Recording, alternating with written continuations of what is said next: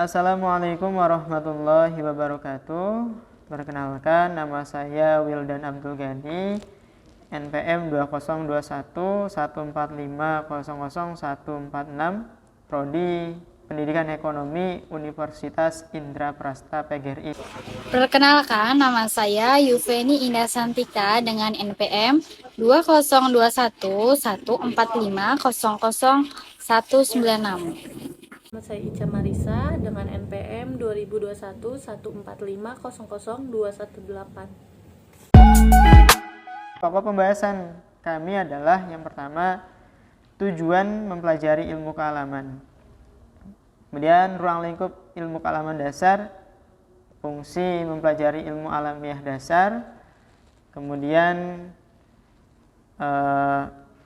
urgensi ilmiah alamiah dasar, lahirnya ilmu alamiah dasar, dan peranan ilmu kealaman dasar dalam kehidupan masyarakat. Agar lebih mengerti, lebih jelas apa itu ilmu kealaman dasar, saya akan menyampaikan pengertian ilmu kealaman dasar. Ilmu kealaman dasar itu sering disebut ilmu pengetahuan atau biasa disebut natural science, yang mana merupakan pengetahuan yang mengkaji tentang gejala-gejala dalam alam semesta, termasuk di muka bumi ini, sehingga terbentuk konsep dan prinsip. Ilmu kealaman dasar hanya mengkaji konsep-konsep dan prinsip-prinsip dasar saja yang tidak dapat lepas dari kenyataan atau realita. Berarti ilmu kealaman dasar ini selalu merumuskan masalahnya dari gejala-gejala yang realitas. Sehingga metode yang dapat digunakan dalam ilmu kealaman dasar ini adalah metode-metode yang baik, yang tepat. Adapun manfaat kita dalam mempelajari ilmu alamiah dasar, terlebih kita sebagai mahasiswa, yaitu banyak sekali manfaatnya. Manfaatnya adalah misalkan dapat membuat perkembangan penalaran di bidang ilmu pengetahuan yang mungkin sebelumnya kita hanya menerima apa yang ada, menjadi berpikir kenapa hal tersebut ada, untuk apa gunanya, dan menalar segala sesuatu yang ada di sekeliling kita secara lebih mendalam untuk mengetahui fungsi dari keberadaannya. Begitupun apa guna dari keberadaan diri kita ini untuk siapa juga, dan siapa kita, dari mana saya. Dengan mempelajari ilmu alamiah dasar, kita dapat menalar lebih dalam, lebih rinci dengan memperhitungkan segala sesuatunya.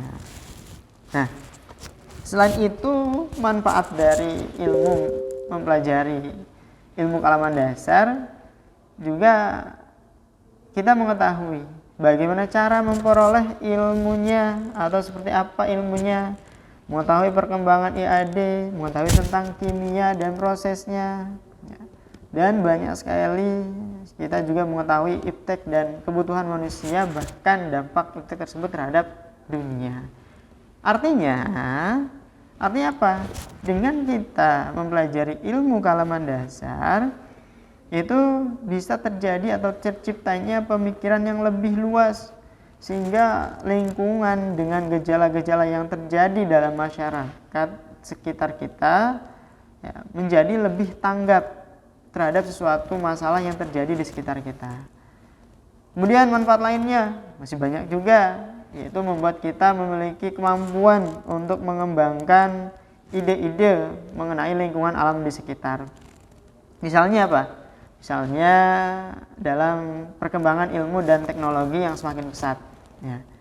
Seperti halnya dalam teknologi transportasi dan komunikasi, di mana yang dulunya kita jika ingin berkomunikasi dengan orang yang jauh, kita harus menggunakan surat. Nah, sekarang dengan adanya teknologi, kita dapat berkomunikasi dengan orang yang lain yang berbeda lokasi dengan sangat cepat dengan menggunakan handphone dan alat komunikasi lainnya tentunya. Begitu juga dengan transportasi. Dulu kita ketika ingin pergi ke tempat yang jauh, kita membutuhkan waktu yang berhari-hari. Namun kini dengan adanya perkembangan iptek, adanya perkembangan menjadi lebih mudah dan cepat. Berarti apa? Intinya ilmu alamiah dasar berfungsi untuk mempermudah kehidupan manusia. Selanjutnya, ilmu alamiah dasar berfungsi untuk mempermudah kehidupan manusia. Selanjutnya, ilmu alamiah atau ilmu alamiah dasar dalam kehidupan manusia. Peran ilmu alamiah dasar dalam kehidupan manusia yaitu memahami alam tempat kita hidup, memanfaatkan alam sesuai hukum-hukum alam, memanfaatkan penggunaan metode ilmiah untuk memecahkan masalah kehidupan sehari-hari. Kemudian kepedulian terhadap pelestarian sumber daya alam dan lingkungan hidup, wawasan tentang perkembangan iptek, berperan mencari solusi pemecah masalah lingkungan hidup secara aktif. Kemudian untuk materi selanjutnya akan dilanjutkan oleh saudari Yuveni. Silahkan. Saya akan menjelaskan tentang bagian B, yaitu ruang lingkup IKD. Ilmu kealaman dasar melingkupi aspek yang dipelajari seperti 1. Aspek fisik, 2. Aspek kimiawi, 3. Aspek biologi, dan 4. Aspek ekonomi. Alam semesta sebagai objek penelitian mempunyai objek yang sangat luas, mulai dari hal yang terkecil sampai hal yang terbesar. Mulai dari atom sampai matahari, mulai dari bakteri sampai gajah. Atom adalah benda yang bisa dikatakan bagian terkecil dari suatu benda yang tidak dapat dibagi kembali, sedangkan matahari adalah benda yang paling terbesar di tata surya ini. Sebagai simbol kebesarannya, semesta yang tidak ada yang mempunyai besarnya dari sisi fisik. Kemudian, bakteri adalah simbol dari makhluk hidup yang terkecil skalanya, yang hanya dapat dilihat dengan mikroskop. Sedangkan gajah adalah simbol makhluk hidup yang paling besar saat ini, yang dapat diamati langsung oleh manusia dari sisi biologis.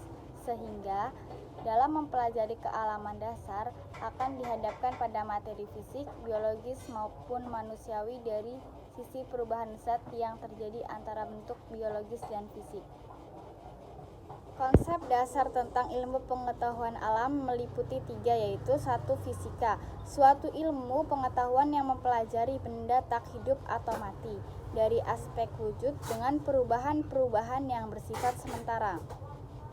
Fisika klasik dibagi dalam mekanika, panas, bumi, dan cahaya, gelombang, listrik, magnet, dan teknik mekanika, teknik sipil, teknik listrik, dan termasuk dalam lingkup besar ilmu bumi dan antariska.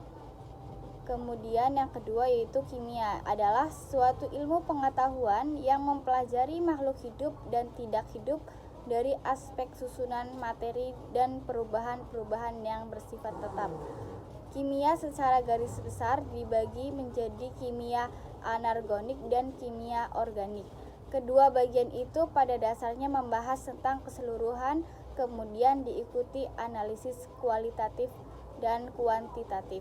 Yang terakhir adalah biologi, ilmu pengetahuan yang mempelajari makhluk hidup dan gejala-gejalanya.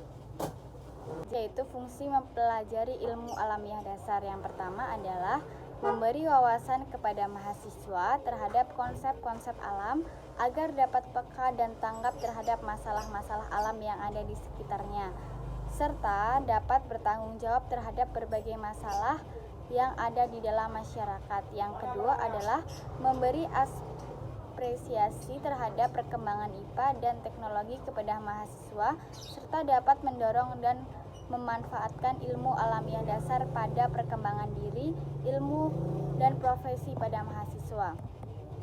Yang ketiga yaitu suatu pengetahuan tentang konsep-konsep dasar yang ada di dalam bidang ilmu sains dasar dalam rangka pembentukan dan pengembangan kepribadian untuk memperluas wawasan, kepribadian, pengetahuan, perhatian, dan pemikiran serta mengenai berbagai gejala yang ada dan timbul khususnya terhadap sumber daya alam yang ada di lingkungannya.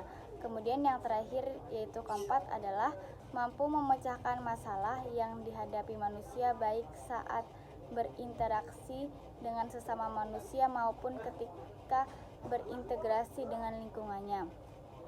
Di samping itu, kita dapat meramalkan bagaimana alam akan memberikan respon dan bereaksi terhadap tindakan yang dilakukan kepadanya.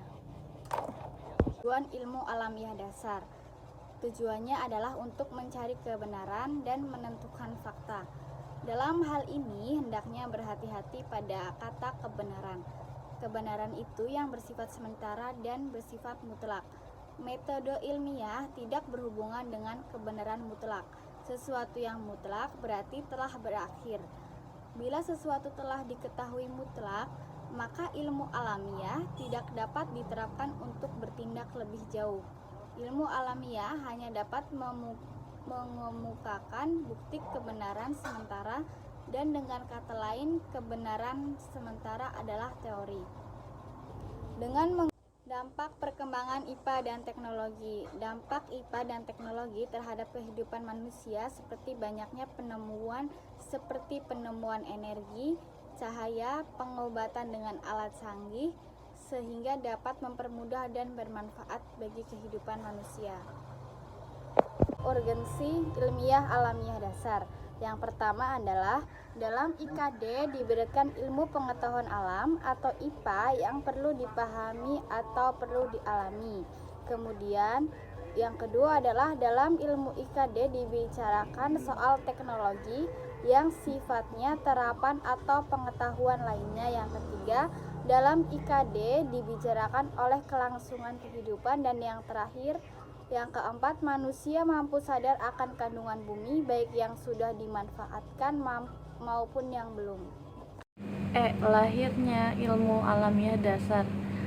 Panca indera akan memberikan tanggapan terhadap rangsangan di mana tanggapan itu menjadi suatu pengalaman yang diperoleh terakumulasi oleh karena adanya kuriositas manusia. Pengalaman merupakan salah satu terbentuknya pengetahuan, yakni perkumpulan fakta-fakta pertumbuhan pengetahuan didorong oleh pertama untuk memuarkan diri yang bersifat non-praktis atau teori.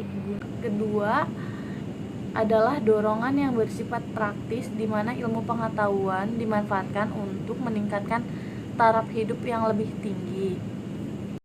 Ilmu ilmiah sebagai hasil perkembangan pola pikir manusia yang terakumulasi dari hasil pengamatan dan pengalaman telah mendorong manusia untuk melahirkan pendekatan kebenaran yang tidak hanya mengandalkan kemampuan rasio belaka. Dorongan tersebut setidaknya terdiri dari dua sisi, yaitu satu, dorongan pertama adalah dorongan yang untuk memuaskan diri sendiri yang bersifat non-praktis atau teoritis guna untuk memenuhi kuriositas dan memahami tentang hakikat alam semesta dan segala isinya. Dua adalah dorongan yang bersifat praktis di mana ilmu pengetahuan dimanfaatkan untuk meningkatkan taraf hidup yang lebih tinggi. Peranan IKD dalam kehidupan bermasyarakat. Yang pertama, suatu ilmu yang digunakan untuk memenuhi kebutuhan hidup. Yang kedua, suatu ilmu yang dapat menaikkan kualitas mutu produksi. Yang ketiga, meningkatkan pengetahuan tentang ilmu yang berkaitan dengan alam. Yang keempat, dapat membuka lapangan pekerjaan yang baru. Yang kelima, meningkatkan sistem transportasi dan komunikasi. Yang keenam, memberikan kontribusi tentang ilmu kesehatan. Yang ketujuh, dapat meningkatkan kualitas SDM kita. Yang kedelapan, dapat meningkatkan keborosan dan menimbulkan akan pencemaran lingkungan. Demikianlah materi yang dapat kami presentasikan yang berjudul latar belakang ilmu kealaman dasar dalam kehidupan masyarakat. Semoga apa yang kami sampaikan pada video kali ini bisa bermanfaat untuk kita semua. Dan bagi teman-teman yang sudah menyempatkan untuk menonton video kami ucapkan terima kasih dan kami sampaikan mohon maaf yang sebesar-besarnya apabila dalam video kami, dalam presentasi kami ada kekurangannya atau hal yang salah, kami mau ucapkan mohon maaf yang sebesar-besarnya. Wassalamualaikum warahmatullahi wabarakatuh.